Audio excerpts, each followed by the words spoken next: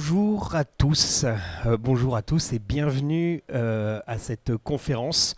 Donc réconcilier ville et production d'énergie renouvelable. Je suis Quentin Dubrul, ancien président d'Unéol, donc j'ai eu une douzaine d'années. Je travaillais pendant une douzaine d'années sur ces sujets de production d'énergie renouvelable sur bâtiment. Et aujourd'hui, depuis quelques mois, avec le vice ici présent, on a cofondé RoofUp sur toute l'expérience qu'on a depuis 10 ans sur ces sujets de bâtiments à toit plat, de production d'énergie renouvelable et de zones urbaines. Alors on va commencer cette conférence par faire un petit tour de ce qui existe, alors ce qui marche et ce qui ne marche pas, enfin ce qui existe et ce qu'on peut retrouver en ville, de ce qui est plus compliqué d'avoir. Bon, déjà, tout le monde connaît les grandes éoliennes. En ville, pour plein de raisons, c'est pas possible. Vous avez une zone de sécurité autour des éoliennes. Chaque éolienne doit être suffisamment éloignée l'une de l'autre pour pas se déranger. Et en ville, on a quelque chose d'assez particulier, ça s'appelle des bâtiments qui vont couper, casser l'air, qui vont apporter un gisement éolien de mauvaise qualité pour ces éoliennes. L'investissement qu'on pourrait avoir en campagne est bien plus mauvais en ville. Donc, techniquement, c'est hyper compliqué de les retrouver en ville et le modèle économique est bien plus mauvais en ville, donc on n'a quasi aucune chance de les retrouver. Deuxième chose, en énergie renouvelable, super énergie renouvelable, le barrage hydroélectrique. Qu'on soit d'un côté ou de l'autre du barrage, c'est quand même compliqué d'y mettre une ville. Alors principalement quand on est côté haut, là on oublie d'avoir une ville. De l'autre côté, il y a quand même pas mal de contraintes. Il faut forcément avoir des montagnes suffisamment hautes et la capacité de pouvoir mettre un barrage, des choses qu'on ne pourra pas retrouver en ville. Dernier point, énergie renouvelable que j'aime beaucoup, tout ce qui est biomasse. Qui dit biomasse dit surface, que ce soit agricole ou forestière. Les mètres carrés en zone urbaine sont toujours très compliqués, sont très chers. Donc on a un petit peu de biomasse, mais pas suffisamment, en tout cas pas à l'échelle du besoin d'une ville. Donc on va avoir des compléments de biomasse, mais ça ne peut pas être une énergie, ça ne peut pas être l'énergie de la ville de demain, la biomasse. Dernier point, si on se met à attaquer les arbres au cœur de la ville, il faudra quelques années pour qu'il n'y ait plus aucun arbre et on n'aura pas réglé le problème. Par contre, qu'est-ce qui est OK ? Évidemment, le panneau photovoltaïque, on en voit se développer de plus en plus. Pose pas de grands problèmes de sécurité, ça nécessite un peu de surface quand même, mais on peut s'arranger pour les poser sur des choses qui existent déjà, des structures métalliques ou des toitures. Enfin, voilà, c'est une énergie qu'on voit clairement se développer en centre-ville. On a la pompe à chaleur aussi que j'aime beaucoup. Donc là, on va être plutôt dans la catégorie comment on fait de la chaleur, comment on va essayer de remplacer ce qui est souvent utilisé, c'est le gaz. Donc pompe à chaleur qui marche très bien, alors dans nos régions pour faire du chaud, dans d'autres régions pour faire du froid, mais le principe étant exactement le même. Les systèmes de chaleur urbaine, donc on récupère les chaleurs fatales, qu'on met ça dans un grand système, dans une grosse infrastructure urbaine. Il y a des villes qui ont la chance d'en avoir, il y en a d'autres qui n'en ont pas. C'est de toute façon une infrastructure qui vaut excessivement cher. L'énergie qu'on en ressort est très très bas carbone, mais quand même souvent assez coûteuse, donc c'est pas si facile que ça à équilibrer, ça reste comme une énergie bien intéressante. Et on a le panneau solaire thermique. Ça marche bien aussi, c'est un peu compliqué en maintenance, ça marche très très bien au début. Moi, l'une des problématiques que j'ai là-dedans, alors que j'aime beaucoup, une des problématiques que j'ai là-dedans, c'est que souvent les équipes de maintenance qui vont s'occuper pendant 20 ans de ces panneaux ne sont pas suffisamment bien formées et se retrouvent avec souvent l'incapacité de régler les problématiques qu'on retrouve, les problématiques récurrentes, et vont rebrancher l'ancien système et vont le bypasser. J'ai entendu tellement souvent cette histoire que je pense que c'est un des freins à cette énergie. Maintenant, dans le photovoltaïque, ce qu'on retrouve régulièrement, les modèles qu'on retrouve dans les zones urbaines, évidemment les ombrières photovoltaïques, on coule du béton, on fait une structure, on met une ossature métallique, on pose des panneaux dessus, par en dessous on met les voitures, on peut mettre des bornes de recharge de véhicules. C'est plutôt pas mal, ça vaut assez cher au mètre carré. Néanmoins, pour tout ce qui est parking et grande surface, c'est quand même quelque chose d'assez intelligent. Et que dire de plus ? Par contre, oui, ça a un inconvénient. On met les panneaux pas trop haut, à 2-3 mètres. Donc tout ce qui va être ombre portée, autres bâtiments ou végétation peut poser problème. Donc il y a quand même ça ne peut pas se poser n'importe où, n'empêche que ça peut être intéressant dans certaines circonstances. Tout ce qui est centrale photovoltaïque sur ossature métallique, les bâtiments de retail, les bâtiments logistiques, tous les grands bâtiments à toiture plate. Excellent, c'est des zones qui n'ont de sens que de protéger de l'eau, donc tant qu'à faire, ils mettent des panneaux photovoltaïques sur plusieurs milliers de mètres carrés, c'est une bonne idée. Il y a deux principaux problèmes là-dedans. Alors, enfin, la grande qualité, c'est que si le bâtiment est neuf, c'est génial, il n'y a pas photo, il faut le faire. Et d'ailleurs, on est même presque obligé aujourd'hui, mais c'est vraiment intéressant même au niveau modèle économique. Le vrai sujet, c'est sur tous ceux qui existent déjà, c'est qu'on a fait des ossatures métalliques avec une certaine résistance mécanique qui ont du mal, alors, qui sont, pour certains cas, c'est pas possible, dans d'autres cas, c'est très compliqué, où il faut renforcer la structure pour pouvoir accepter le poids des panneaux. Bien sûr, il y a des membranes souples qui arrivent, on commence à bypasser ce problème, ou en tout cas à le réduire. N'empêche que, même si c'est très intelligent de le mettre sur des grands hangars, on en voit très peu, parce que techniquement et financièrement, c'est compliqué à faire. Dernier point, tout ce qui est bâtiment ossature béton. Alors je suis désolé, je n'ai pas les chiffres pour la Belgique, mais en France, on est à 505 000 bâtiments à toiture plate ossature béton. C'est l'Observatoire des bâtiments qui nous sort ce chiffre-là. Très objectivement, alors on n'a pas le chiffre de combien de ces bâtiments sont équipés de panneaux photovoltaïques. L'étude de marché qu'on a fait nous en interne, on est quelque part entre 0 quelque chose et 0,5% des bâtiments qui sont équipés. La plupart qu'on a vu d'équipés sont des bâtiments qui semblent neufs ou après une très grosse réhabilitation. Très concrètement, il reste pratiquement 500 000 bâtiments à équiper en France ossature métallique. Maintenant, il y a quand même des problèmes là-dedans. Le coût, on est sur des petites centrales dans une zone un peu plus complexe, ça coûte plus cher que évidemment de le mettre au sol et faire des grandes surfaces. Et plein de problématiques techniques. On est sur l'étanchéité et l'isolation, on va rencontrer des problèmes techniques. On a des équipements déjà présents, donc on ne peut pas le mettre où on veut. On va forcément la surface de la centrale va être contrainte par déjà la taille du bâtiment, la surface du bâtiment et les équipements présents. N'empêche que associer les panneaux photovoltaïques et les pompes à chaleur sur une toiture, ça a quand même de l'intérêt. On a la pompe à chaleur qui va vous apporter en très bas carbone de l'énergie, de la chaleur dans le bâtiment, et on a les panneaux photovoltaïques qui vont pouvoir alimenter la pompe à chaleur et une partie du bâtiment qui vont faire de l'électricité. En ordre de grandeur, donc là j'ai pris un exemple, 3 étages, 1500 m², on est à peu près 500 m² de surface de plateau, donc on a 500 m² de toiture et 18 appartements. On peut produire, c'est l'ordre de grandeur, à peu près sur la moitié de la surface, donc j'ai mis 250 m² de production sur des niveaux de production qui sont plutôt au nord de la Loire, dans nos régions. Je n'ai pas pris les niveaux de production qu'on peut retrouver dans le sud, peu importe. On arrive sur une petite centrale d'une cinquantaine de kilowatts crête à une cinquantaine de mégawattheures sur cette structure. Ok, c'est à peu près ça les chiffres avec la surface qui est à disposition. Si on y met une pompe à chaleur, elle prendra une centaine de mètres carrés avec les gaines, les ventilations, les zones techniques.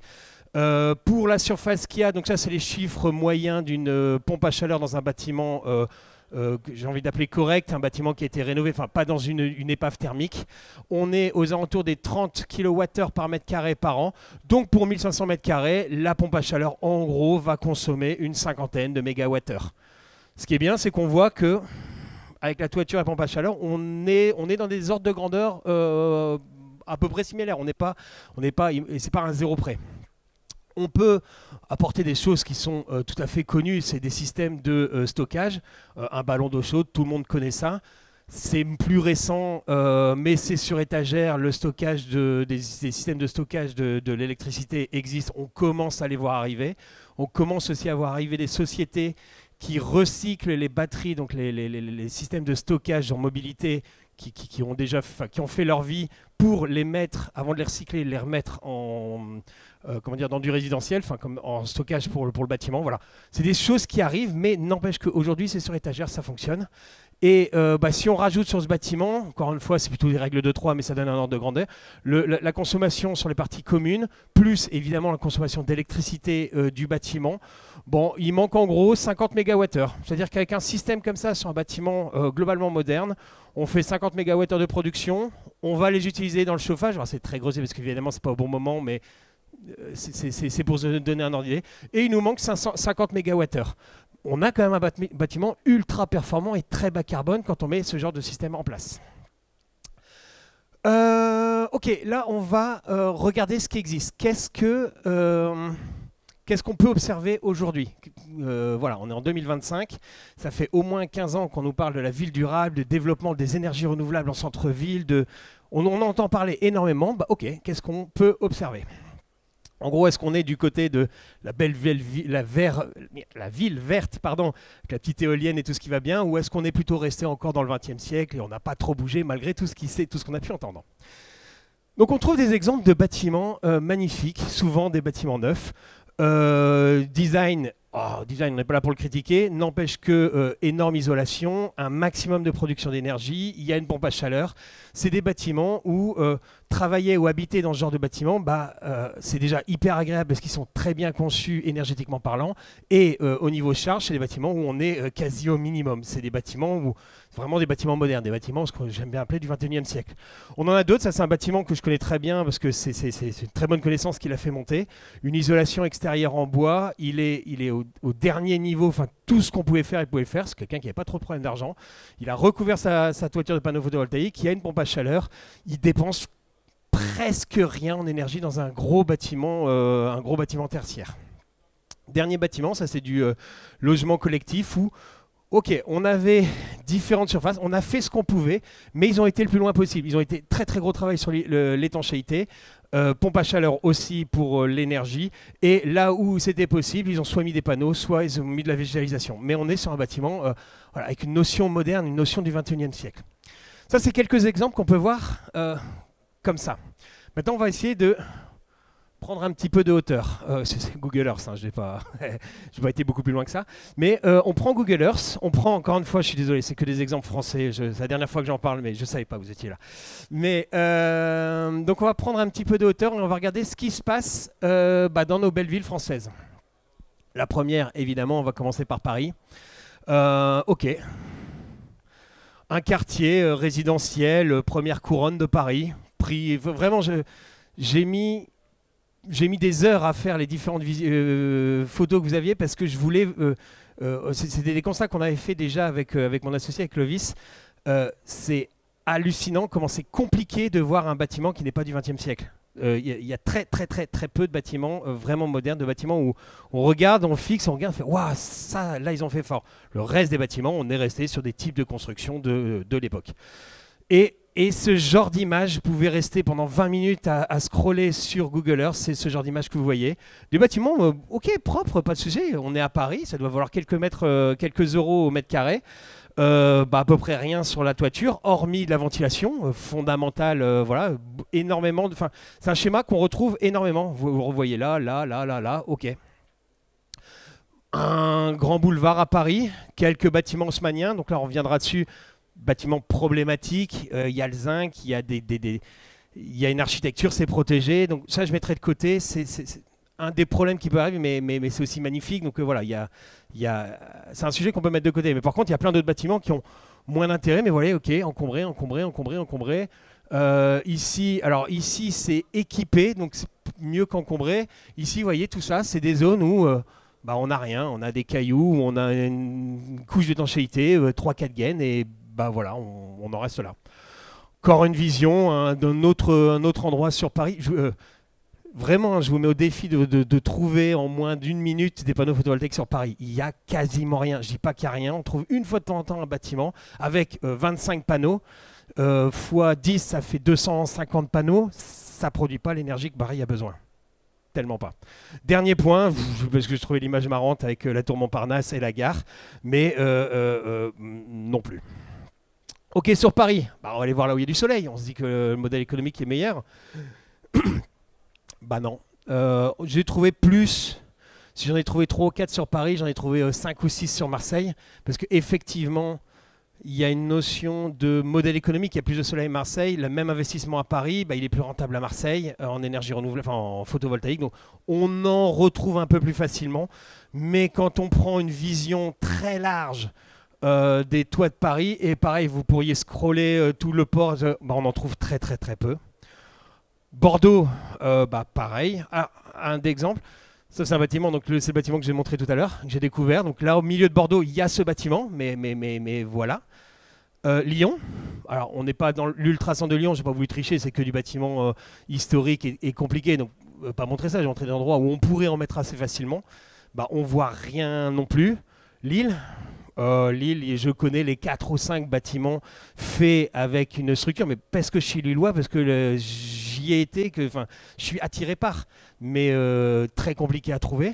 Donc les 2 bâtiments que j'ai dit, il y en a un qui était à Marc-en-Barœul, l'autre à Villeneuve-d'Ascq, tout à l'heure là dans la présentation. Voilà, c'est 2 bâtiments que je connais. Il y en a un qui est tout à fait neuf, la cité administrative là sur le périph'. Voilà, en bâtiment vraiment optimisé en énergie renouvelable, il y en a très très peu, enfin en photovoltaïque en tout cas. Et bah, on est à Douai, on va regarder quand même sur une ville d'une autre taille.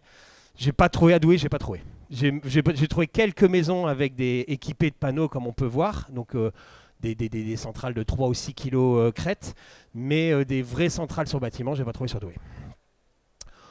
Ok, donc on sent que c'est quand même une bonne idée de mettre des énergies renouvelables en autoconsommation directement sur le bâtiment. On est des animaux diurnes, on consomme notre énergie plutôt la journée. Le photovoltaïque produit plutôt la journée. Enfin, ça paraît. Il y a quelque chose d'intelligent à se dire. Peut-être pas full photovoltaïque, mais en tout cas mettre des panneaux photovoltaïques là où vous vivez, là où vous travaillez. Il y a quand même un intérêt. Cette énergie va être consommée. Pourquoi est-ce qu'on en voit si peu? Qu'est-ce qui fait que ça ne se développe pas, c'est intelligent, c'est techniquement sur étagère, on n'a rien à inventer, le truc existe. Voilà, pourquoi est-ce qu'on en voit si peu? Alors, elles ne sont pas exhaustives, 6 raisons, pardon, elles ne sont pas exhaustives, on peut évidemment en retrouver d'autres. Il y en a des plus ou moins importantes en fonction des cas. Voilà, n'empêche que c'est les 6 points majeurs qui font qu'on peut avoir un ralentissement ou un blocage dans le développement d'énergie renouvelable et du photovoltaïque sur les toitures plates de bâtiments. Alors le premier, et je vous parlais des toitures haussmanniennes, ok, il y a des toitures qui ne sont pas adaptées. Il y a des bâtiments qui vont rester dans le 16e, 17, 18, 19e siècle parce qu'ils sont designés comme ça, parce qu'ils sont magnifiques, parce qu'ils sont protégés dans une vieille ville. Waouh, on n'y touche pas. Et les architectes des bâtiments de France, c'est leur métier de garder cette beauté visuelle sur nos villes. On a des pépites comme ça, il ne faut pas y toucher. Donc ça, j'ai aucun problème là-dessus. Par contre, il y a quand même un énorme inconvénient. On reste sur des bâtiments conçus dans le 19e siècle qui resteront avec des dépenses énergétiques du 19e siècle. On peut très difficilement faire de l'isolation intérieure, on ne peut pas en faire d'extérieur, on ne peut pas toucher à la toiture, on est bloqué sur plein de choses. C'est magnifique, mais ça restera entre guillemets dans son jus énergétique, si je peux me permettre l'expression. Donc toiture non adaptée. L'autre, ça c'est le problème le plus visible et le plus évident, c'est l'encombrement. Vous avez une toiture plate, on enlève les équipements mécaniques, il y a une belle zone pour poser une belle centrale. Une centrale qui aura cohérence, qui fera cohérence dans sa capacité de production par rapport à la consommation bas. Pas quelque chose qui va jouer sur du 1 ou 2% de l'énergie, on va parler très à vue nez, mais entre 25 et 50% de l'énergie dont a besoin le bâtiment. Quelque chose de significatif. N'empêche qu'on y met pas mal d'équipements, des trucs de sécurité, des skydomes, des ventilateurs à pompe à chaleur ou clim, peu importe, et des gaines de ventilation évidemment. Donc il n'y a pas de place, c'est compliqué à mettre. Ça, pour moi, c'est psychologique, mais c'est l'un des plus gros freins. On a le bailleur qui n'a pas envie de produire de l'énergie parce que ça lui coûte cher, pour le bénéfice du locataire qui est déjà là, c'est-à-dire qu'il va investir dans quelque chose dont il ne va pas avoir la rentabilité, et le locataire, il ne va surtout pas investir dans l'énergie renouvelable pour le bailleur, parce que c'est lui qui va être propriétaire du truc, pour son bénéfice. Et on se retrouve sur l'intérêt de l'un, lui n'a pas envie d'investir pour baisser ses charges, et lui il n'a pas envie de lui faire un cadeau pour baisser ses charges. Et on se retrouve sur régulièrement un blocage. Dans le tertiaire, c'est un peu moins vrai. On a des grosses boîtes face à des gros bailleurs et on peut se retrouver à se mettre à négocier sur X années. C'est des baux de au moins 9 ans. On a quelque chose à négocier, à mettre sur la table et voilà. Sur des particuliers, donc que ce soit bailleurs sociaux ou même bailleurs traditionnels, traditionnels. Là, on a un vrai sujet. Le bailleur n'a pas envie. C'est mécaniquement normal qu'il n'ait pas envie d'investir dans quelque chose dont il ne va pas avoir le fruit. C'est une belle explication au problème. La décennale, alors celle-là on ne la voit pas venir et c'est une des plus compliquées en vérité. Une toiture, l'étanchéité et l'isolation d'une toiture, mais l'étanchéité surtout, c'est à peu près 30 ans de durée de vie. On va me dire, ça peut être 20 ans, ça peut être 40 ans. Ok, l'ordre de grandeur, c'est 30 ans. Une centrale photovoltaïque, c'est à peu près 30 ans de durée de vie. Si, quand vous faites la rénovation de votre étanchéité, donc vous allez faire vos travaux, vous allez être couvert par une décennale, ça va durer 10 ans. Si vous ne faites pas tout de suite votre photovoltaïque, en gros, ça va être techniquement pas possible de reposer après du photovoltaïque. Pourquoi ? Parce que vous faites votre étanchéité, vous êtes couvert pendant 10 ans. Tout le monde sait que quand on a une décennale sur une étanchéité, personne ne veut y toucher. Personne ne veut reprendre la décennale avec un nouvel artisan. Enfin, c'est très compliqué. Donc, on laisse passer 10 ans. Au bout de 10 ans, on se dit, bon, ok, on va faire venir la centrale nucléaire. Le temps de faire le document, il est passé 12-13 ans. Là, l'étanchéité, il lui reste 17 ans de durée de vie. Et vous avez posé du matériel qui est amorti en 25 ou 30 ans. C'est-à-dire que quand il faudra faire l'étanchéité, on devra enlever le photovoltaïque pour faire... Et ça redevient compliqué. Et donc on se dit, bon, ok, on le fera dans 17 ans, quand il y aura à refaire l'étanchéité. C'est un énorme blocage qu'on ne voit pas arriver, mais vous savez tous que quand il y a une protection décennale, on n'a pas envie de la faire sauter avec un autre artisan. Celui-là, je vous le mets parce que, tant qu'à faire, vous serez au courant. C'est un problème, ça c'est vraiment le genre problème, c'est tout au fond de l'iceberg, mais ça reste quand même le genre de sujet qui, à la fin, vous signez pas votre projet. Tout est OK. Et vous bloquez sur l'isolation. Donc il faut quand même regarder. Il y a 4 grandes classes d'isolants. A, B, C, D. A, c'est les toitures ultra souples, on n'en a presque pas. Non, même pas ici, mais ok, c'est assez rare. B, c'est carrément le standard de ces 50 dernières années. Énormément d'isolants sont en B. C, c'est depuis 10 ans, on se dit, bon, on va mettre un peu plus de résistance mécanique parce qu'on commence à entendre parler de panneaux photovoltaïques. Et D, c'est les isolants hyper solides, on peut faire un parking, on peut mettre ce qu'on veut en poids dessus. Le problème, c'est que, on n'a pas le chiffre, mais l'ordre de grandeur, 80-90% des bâtiments en France sont en classe B. C'est-à-dire que même si vous avez de la place, même si tout est OK, mais on arrive, mettre le poids des panneaux va avoir un effet mécanique sur l'isolant, va le compresser et ça ne va pas fonctionner. Donc soit on met des panneaux beaucoup plus légers, mais au modèle économique un peu plus compliqué, soit on attend de changer son isolant pour arriver sur un classe C et pour pouvoir développer à plus grande ampleur. Donc ça, on ne le voit jamais arriver, mais c'est vraiment... Et après, dernier truc, quand on va voir un client, c'est quoi votre classe d'isolant? Voilà, vous imaginez bien. Et dernier point, je les ai ajoutés parce que moi je les prends comme des partenaires, mais ces partenaires, comment je vais dire ça, heureusement qu'ils sont là, mais on préfère pas les voir. Mais heureusement qu'ils sont là et on en parlait de magnifiques bâtiments et des villes qu'on a et des monuments incroyables qu'on peut avoir, ils sont là, on les voit, c'est hyper protégé, c'est magnifique parce qu'ils sont là. Donc voilà, ok, c'est cool. Maintenant, dès qu'il y a la moindre... le moindre objet protégé dans une ville, on a un rayon de 500 mètres autour et tout projet qui se présente là-dessus peut être compliqué. Il y a des architectes qui sont hyper ouverts aux énergies renouvelables et qui vont très vite comprendre qu'il n'y a aucun sujet. La petite chapelle dans le fond de la rue, il n'y a pas de visibilité. On peut faire... Wouhou! Attendez, on va revenir. Il y a eu des effets spéciaux beaucoup trop... Non, on y était là.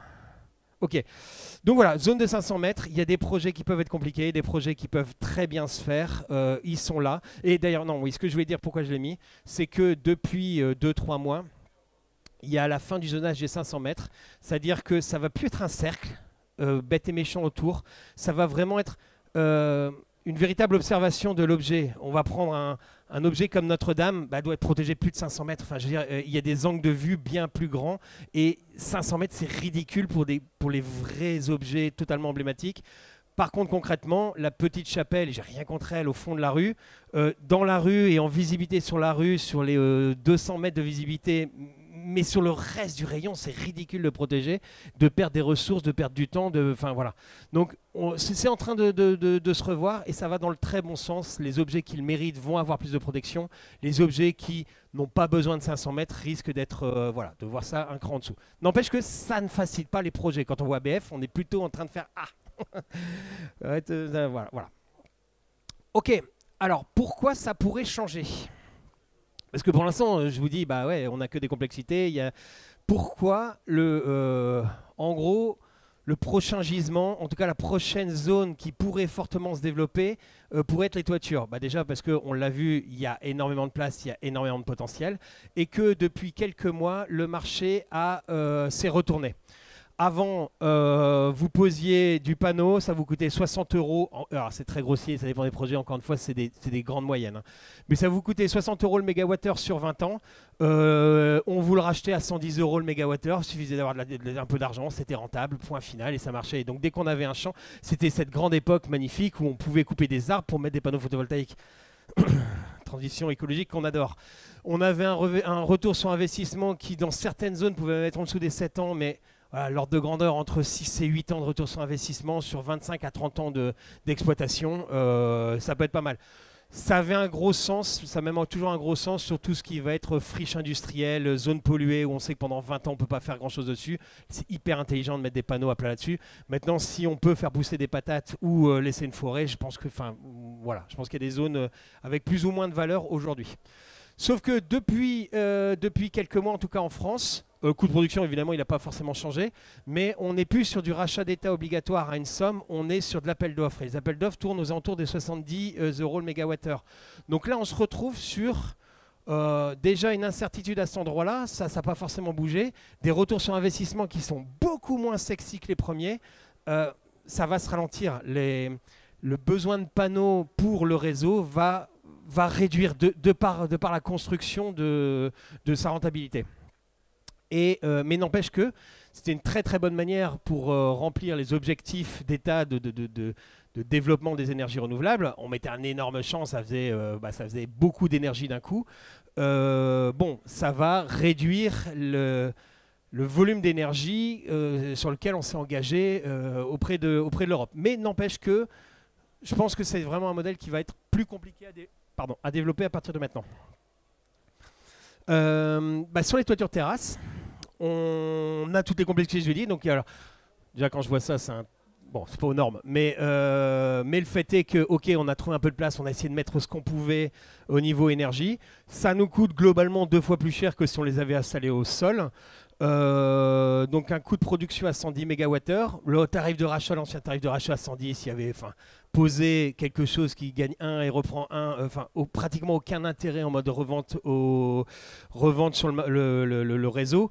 C'est parfaitement vrai sur les petites surfaces. Vous aviez 5000 m² sur une toiture, on revoit, c'est une très grande surface, et là il y avait un modèle économique qui pouvait jouer. On n'est pas à 110, on était plus proche des 60, et là le modèle redevenait OK. Mais n'empêche que sur les petites surfaces, non, c'est pas OK. Par contre, on a le système d'autoconsommation qui devient cool. Bien évidemment, Poutine, on n'a pas envie de dire du bien de lui, mais il y a avant et après Poutine, il y a 15 centimes, il y a 25 centimes le kilowattheure. Il y avait à 15 centimes en autoconsommation, c'est pas que c'était pas rentable, mais pareil, il fallait quelques années pour équilibrer un bilan financier sur une centrale photovoltaïque. À 25 centimes, c'est l'un des systèmes les plus rentables qu'on a aujourd'hui. Ça a basculé sur l'autoconsommation de l'énergie sur ta toiture. C'est le meilleur modèle en France. Et ça n'a à peine que 2 mois. Donc voilà pourquoi ça risque de bouger sur ces sujets-là.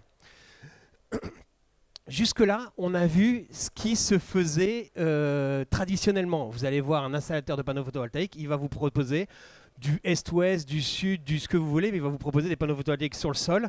Si l'étanchéité n'est pas bonne, si l'isolation n'est pas bonne, s'il y a trop d'encombrement, il va juste vous dire non, je suis désolé, votre toiture n'est pas, on ne peut rien faire pour vous, quoi. Quand on peut le faire, on regarde là où il y a de la place et on met des panneaux. Donc en 2D c'est bien, mais je pense qu'on peut faire mieux. On pourrait regarder en 3 dimensions cette toiture. Maintenant qu'on se rend compte qu'il y a de plus il y a 10 ans, 10, 15 ans, la toiture, on s'en foutait. On foutait des cailloux et on laissait ça pendant les 40 ans de durée de vie du bâtiment. Zéro modèle économique, même d'ailleurs modèle négatif, parce que tous les 20, 30 ans, fallait intervenir dessus. Il y avait de la maintenance, il y avait du remplacement. Entre deux, on gagnait, les promoteurs gagnaient, les bailleurs gagnaient leur vie en mettant des locataires sur tous les étages. Et ils en prenaient un peu plus pour pouvoir rentabiliser leur toiture qui, elle, n'avait aucun modèle. Depuis une dizaine d'années, on commence donc les pompes à chaleur, la ventilation qui est plutôt réglementaire, les énergies renouvelables et d'autres éléments commencent à arriver. C'est-à-dire que ça y est, on se met à se bagarrer la place sur la toiture alors qu'il y a quelques années, ça n'existait pas, il ne se passait rien. Et là, on arrive dans notre cœur de métier. Regardez la toiture en 3 dimensions. On a développé, alors quand je dis Clovis étant l'ingénieur en chef, c'est plutôt lui, mais nous avons développé ensemble plein de manières différentes de venir se splitter sur le bâtiment. Donc comment s'accrocher sur le bâtiment sans avoir à toucher à l'étanchéité, sans avoir à toucher à l'isolation. Une structure métallique, évidemment, aux normes, aux normes européennes de construction. Et on verra après, on a développé des cadres qui viennent se poser sur la toiture. Tout un système de maintenance qui permet de ne pas avoir à monter au-dessus pour le nettoyer. Donc tout se fait par le bas. On peut enlever individuellement les panneaux ou les cadres en restant en dessous. Voilà, on a développé toutes les technologies autour de ça. Et donc l'idée, c'est de venir au-dessus de tous les équipements techniques et de proposer un maximum de panneaux photovoltaïques pour à peu près tous les bâtiments. 2800 bâtiments, vous m'avez dit? J'en fais 2005. Et donc voilà, on est en dessous, on a de la place. Vous n'avez pas de pompe à chaleur, si vous avez mis la centrale photovoltaïque et dans 5 ou 10 ans vous voulez une pompe à chaleur, il n'y a plus de place. Donc il faut enlever quelque chose pour en rajouter. Enfin, il y a quelque chose qui ne va pas. Là, on a recréé de la place. On a recréé de l'ombre sur le bâtiment. On a un vrai sujet sur les fortes canicules. En plein midi, le soleil y tape.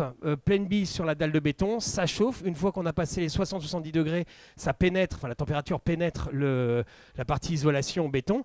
Et ça devient une serre en bas. C'est quelques jours par an qui ont tendance à augmenter, mais n'empêche que le meilleur isolant du monde ne peut pas passer ce truc-là. Si vous mettez tout votre bâtiment à l'ombre, le problème, il n'existe plus. C'est les panneaux qui prennent, ils produisent leur énergie, le reste est à l'ombre. Donc ça augmente évidemment la production d'énergie. Sur mon exemple de tout à l'heure, on avait 500 mètres carrés de toiture, on pouvait difficilement mettre 250 mètres carrés. Là, on repart sur à peu près 500 mètres carrés de toiture. N'empêche que vous produisiez 50 tout à l'heure. Vous se doublez, on produit 100. Mais quand on regardait les parties communes et la consommation des bâtiments, il manquait 50. Vous avez réglé. D'un bâtiment où il lui manque 50% de son énergie, on a un bâtiment qui, dans les grandes lignes, produit 100% de son besoin.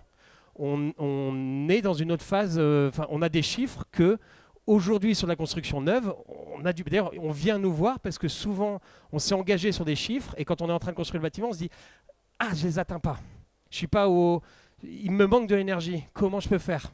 C'est une des solutions vraisemblablement à venir. On a plus d'espace, ça j'en ai parlé. Sécurité collective, évidemment, c'est mineur, mais ça reste quand même hyper important. On va faire plus intervenir d'humains sur la toiture. Donc le penser sécurité est fondamental. Et ça nous apporte des nouvelles options. La végétalisation là, mais poser la végétalisation sous une toiture, aucun problème. Même au contraire, elle va beaucoup moins sécher. C'est complètement envisageable. On peut faire un peu moins sur les côtés, mais c'est quelque chose de totalement envisageable. Pompe à chaleur, on en a parlé. Récupération de l'eau de pluie, on a une surface de panneaux photovoltaïques, il suffit de mettre une petite gouttière, on peut récupérer, on peut avoir un stockage temporaire de l'eau en surface sans problème. Et zone technique, c'est hyper facile de le mettre là, on n'est pas obligé de réutiliser de la surface habitable.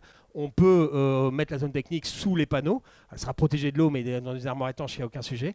Et on a, c'est la prochaine slide, on a un partenariat, donc qui est clairement une option.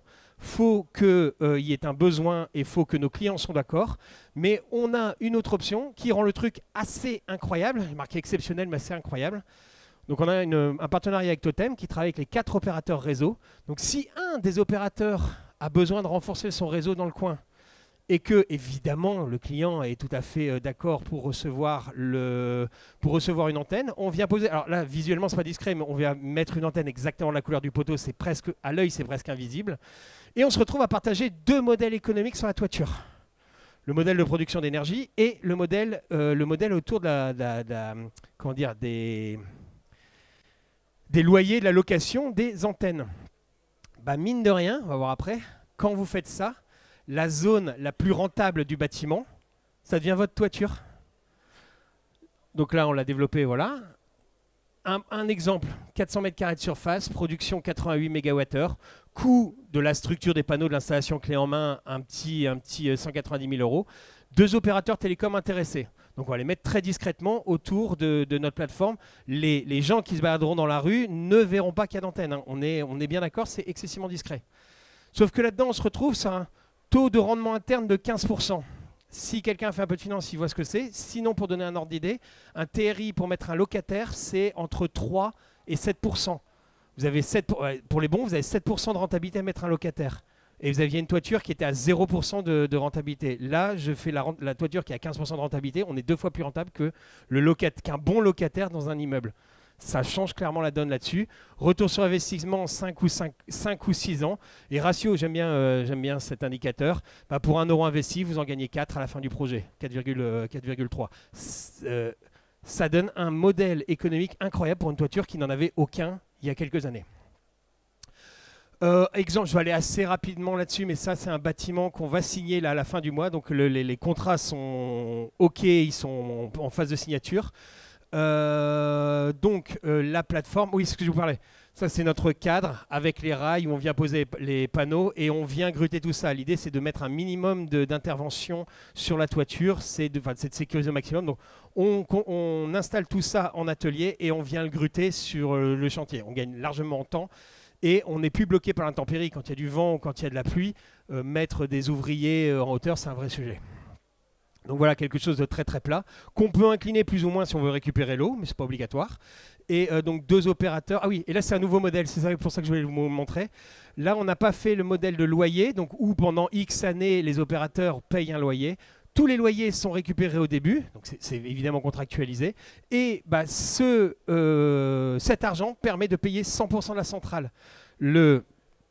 L'industriel, enfin c'est un bâtiment tertiaire, mais l'industriel avec qui on signe, 0 € d'investissement. Il va devoir quand même attendre 8 mois qu'on mette tout en place et qu'on ait les autorisations. 8 mois après, il a une structure de 2,50 m sur 600 m² de surface. Tous les panneaux photovoltaïques, ça lui a coûté 0 et il utilise l'énergie directement en autoconsommation. Tout est payé par le fait qu'il ait accepté d'accueillir 2 opérateurs en plus. Donc comme je le dis toujours, c'est une option. Personne... Enfin, jusqu'à preuve du contraire, mais aujourd'hui, personne au monde ne propose ça. Personne n'a jamais dit vous pouvez avoir de l'autoconsommation gratuite sans mettre d'argent sur la table. Je pense qu'on est les premiers à faire ça. Et en même temps, il y a le développement de la partie numérique. Voilà. Mais ça reste une option. Comment on travaille ? Première étape fondamentale, le diagnostic. Vous avez vu tous les problèmes qu'on a rencontrés. Bah, l'idée, c'est de regarder chez vous. Est-ce que vous avez ces problèmes ? On va regarder votre étanchéité, votre isolation, les bâtiments historiques qui seraient dans la zone. Alors, il n'y a pas forcément, mais on va quand même regarder. On va regarder le potentiel énergétique. Est-ce que vous avez la possibilité de mettre directement les panneaux au sol ? Parce que mine de rien, ça coûte un peu moins cher. Donc, on n'est pas là pour vendre de la structure. On est là pour dire, si ce n'est pas possible, on a la structure. Mais si le bon modèle technique, c'est de mettre le panneau au sol tel qu'il se fait, on va vous apporter cette information. Des fois, il y a les deux. C'est possible de le mettre au sol, mais sur 250 m² ou sur une structure 500 m². Ok, vous savez que vous avez le choix. Il n'y a pas forcément une bonne solution, mais vous avez la possibilité de faire les deux. Enfin voilà, le diagnostic va vous apporter ce que vous pouvez faire, ce qui est à votre portée, et il y a un petit document financier avec les premiers KPI, combien le retour sur investissement, combien ça devrait goûter à peu près. Voilà, on a un premier jet du projet. Deuxième partie fondamentale, étude de la structure du bâtiment. Pas un seul bâtiment n'est fait de façon identique, et de toute façon même son vieillissement, il y a beaucoup de points à étudier sur le bâtiment, et une fois qu'on connaît parfaitement le bâtiment, on va concevoir la structure en fonction des points d'appui et de la manière dont a été construit le bâtiment. On a plein de manières différentes de se poser dessus, mais on va prendre la meilleure pour ce type de bâtiment. Mais donc élément fondamental. Évidemment, après, réalisation de la structure, installation des panneaux photovoltaïques et mise en service. Et on va vous proposer tout ce qui est entretien et maintenance. On va plutôt proposer deux choses. On va proposer deux choses. Soit de la formation, si pour le client, il y a déjà une équipe technique et qu'il y a juste besoin de former. Il y a quelques passages sur la partie électrique où il vaut mieux quand même passer par un professionnel, mais par exemple, le nettoyage n'est pas obligatoire. On peut former, ou on passe par des partenaires. Alors, on va travailler avec les bailleurs, avec évidemment les collectivités et les entreprises. Et c'est un peu, quand je dis appel à l'action, c'est un peu là où je veux en venir. On a plein d'idées de bâtiments dans son entourage professionnel où on se dit par rapport à tout ce qu'il m'a raconté, ce bâtiment pourrait fonctionner, ça peut marcher. Donc réfléchissez à ces types de bâtiments, n'hésitez pas à me laisser une carte de visite, on vous recontactera derrière, on ira, on entamera après, mais voilà, ces bâtiments que vous avez en tête, venez nous le dire et on regardera ensemble. Là, Moi, je ne facture que quand on en a identifié un, qu'on sait que ça va aller et on lance le diagnostic après. Venir au moins l'observer, venir en discuter, ça c'est parfaitement gratuit et on est là pour ça. Quelques témoignages. Je ne sais même pas à quel temps on est là. Ouais, on va bientôt finir pour les questions. Je vous le laisse lire, mais Didier de Copini, DG de l'Agence de développement et d'urbanisme, j'adore travailler avec lui parce que il fait partie de ces gens qui ont ce constat de on en parle beaucoup mais on ne voit pas grand-chose. Et il a une énorme influence sur tout ce qui est PLU et la manière dont on les rédige. Et boulot qu'on fait ensemble, c'est vraiment se dire surtout... Ah, diantre. Surtout, ne nous cachons pas derrière un texte. Enfin, on a une volonté politique, on en a besoin. Créons les textes qui ont une notion de protection bien calibrée. Il ne faut pas qu'on se retrouve avec un PLU qui empêche de développer les énergies renouvelables. Donc c'est sur ces sujets-là qu'on se développe. J'en ai un autre, directeur innovation du groupe NGE, donc qui nous accompagne, qui est... Comment dire, qui m'aide énormément, c'est que nous, on réfléchit à quoi 1, 2, 3 bâtiments par an. On en a, allez, dans quelques mois, on en aura un par trimestre. Eux, ils en ont 2 par jour, quoi. Enfin, et l'échelle, la mise à l'échelle est juste hallucinante. On a quelqu'un où, si je lui apporte 10 bâtiments à faire en une semaine, 15 jours après, il me dit, bon, ok, c'est parti. Et voilà, on a un partenaire de très grande qualité pour le développement rapide des choses. Pareil, c'est quelqu'un qui croit dans tout ce qu'on s'est dit. Il a beaucoup travaillé dans le photovoltaïque. Il a beaucoup été bloqué sur les projets ou sur ce qu'il voulait faire. Enfin, il a une sorte de frustration dans son métier, dans son ancien métier. Et quand on en a parlé, il m'a dit, ouais, non mais tu peux pas imaginer le nombre de bâtiments sur lesquels on aurait pu mettre vos solutions, ou au moins on aurait pu y réfléchir. Donc voilà, j'ai fait un tout petit peu plus vite parce qu'on a commencé un petit peu plus tard. Mais n'empêche, nous arrivons à la fin donc, de cette conférence et si vous avez des questions, je serai ravi d'y répondre, si en tout cas j'en suis capable.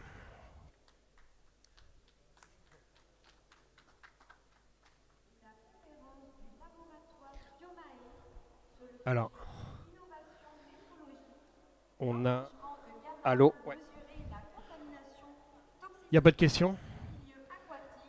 J'ai été parfaitement clair, c'est incroyable. Ah.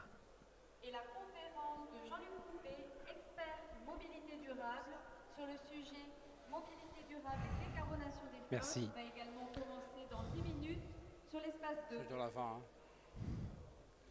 Vous pouvez intervenir sur quel type de structure de bâtiment? Est-ce qu'il faut que ce soit en béton ou est-ce que ça peut être simplement une structure acier? Alors, excellente question, d'autant plus qu'il y a des millions de mètres carrés en structure acier. On pourrait. Le problème, c'est que... Alors, non, je vais répondre autrement. Sur le béton, il y a 0 sujet. On fait passer le bureau d'études structure. On sait qu'on trouvera une solution. C'est des ossatures solides. Enfin, il y a plein de façons différentes. Sur l'acier, on va tomber sur 3 cas. Le bâtiment est neuf. On reprend un projet. 0 sujet. On mettra les bonnes poutrelles. On le dimensionne, fait pour. Ça coûte à peine plus cher. Bâtiment assez récent qui a déjà été PV ready, donc l'archi et celui qui a conçu la structure s'est dit bon allez je vais faire un peu plus, ça me coûtera un peu plus cher mais je fais un peu plus solide. Il n'est pas impossible qu'on y remette des panneaux plus tard, donc là on est en PV ready, la charpente est capable de supporter le poids et on a les charpentes qui ne sont pas PV ready et là on a un vrai sujet, c'est que techniquement, on peut tout faire. On va concevoir comment est fait le bâtiment, on va le refaire numériquement, on va rajouter, donc doit rajouter 25 km², on va rajouter des éléments dessus pour qu'il le puisse se tenir. Et à la fin, vous allez dire, il y a hors de question qu'on fasse ça parce que pendant X temps, l'activité intérieure devra être arrêtée parce que c'est très compliqué de travailler des poutres. Ça va faire de la saleté. Si c'est alimentaire, il n'y a personne qui veut y aller. Ça va coûter très très cher parce que refaire une charpente sur une charpente existante, au mètre carré, ça coûte très. Le prix du panneau photovoltaïque après au mètre carré revient très cher si on incorpore cette chose-là. Et donc, ma réponse est toujours comme ça. Et c'est pour ça que j'accompagne beaucoup au début. En visuel, on le sait, le bâtiment est assez récent. Il y a des chances qu'il soit PV ready. Je vais vous dire, bah oui, on va regarder. Ça peut être hyper important. C'est quelque chose qui a été construit il y a 20 ans. Je vais vous dire ce que je viens de vous dire. C'est-à-dire que si vous êtes prêt à mettre tout cet argent, je vous garantis en rien qu'on puisse y arriver dans un modèle correct. Physiquement, j'y arriverai. Hein. Si vous êtes millionnaire et que vous voulez absolument le faire, on le fera. Mais il ne faut pas me demander un retour sur investissement de moins de 10 ans derrière. Là, le bâtiment n'est pas fait pour. Eh ben, merci à vous tous et bon salon.